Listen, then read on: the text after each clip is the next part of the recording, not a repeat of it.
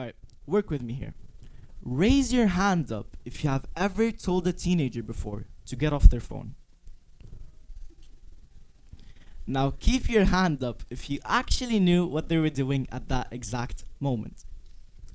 Adults constantly tell us about our generation's screen time problem. You see a glowing rectangle on our hand, and your immediate assumption is that we're mindlessly rotting our brains.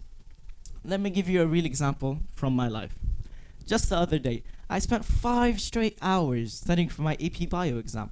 After finishing up 2 incredibly boring lectures, my brain was fried.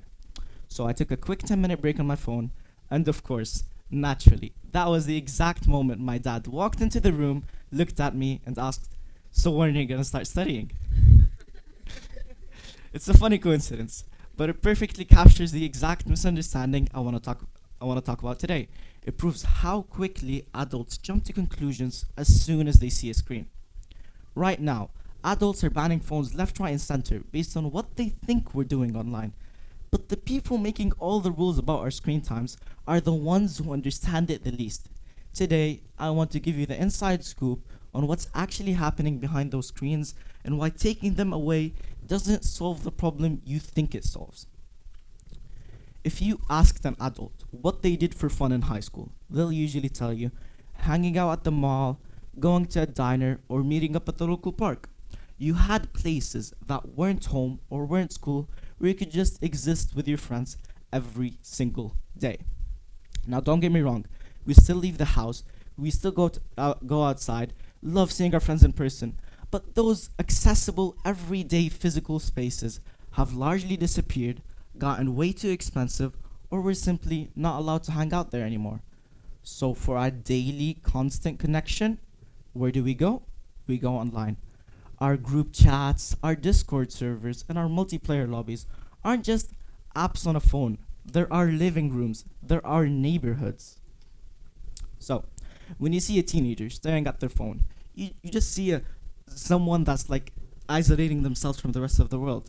But from our perspective, we're doing the exact opposite. We're actively plugging into our social ecosystem. We're doing the same thing you did at the mall, but in a different format. We're sharing inside jokes, venting about hard classes, helping each other with homework. We're just being there. We're being there for each other. This brings me to the reality of being a 10th grader today. The concept of social survival. The concept of social survival. Adults constantly tell us, just unplug, just put the phone away for the weekend. You treat it like a sugar addiction, completely missing the social cost of what you're asking us to do. If I completely unplug the way adults want me to, I don't just miss out on a few TikTok trends. I miss being in the loop when we finally make our plans for the weekend. I miss the context of every joke my friend's gonna come up with on Sunday morning. I miss the group study session. Completely unplugging for a teenager feels like social isolation.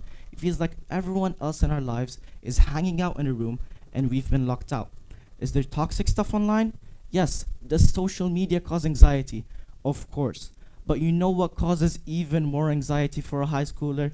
Being completely cut from our community. So, when adults ban phones or forcibly restrict our screen times without understanding how we use it, they aren't protecting us from the internet. They'll just end up cutting our lifelines to our friends. And I'm not just making this up. Recent studies from Oxford University are finally proving what we already know. Researchers found that the total amount of hours on the screen matters way less for our mental health than what we're actually doing on it. So, we need to completely change the conversation. If we want to bridge the generational divide, adults need to stop measuring our digital lives by the numbers of hours spent and start valuing the quality of the connections we're making. So, I have a challenge for the parents, teachers, and all of the adults in this room right now. Next time you see a teenager staring at their phone, don't just roll your eyes, don't jump to conclusions, and definitely don't assume we're wasting our time. Instead of asking how long you've been on that thing, try asking who are you connecting with, what are you building, what are you learning? Because for our generation, the screen isn't a wall keeping us from our reality. It's the bridge connecting us to our world, and it's time to start treating it like one. Thank you.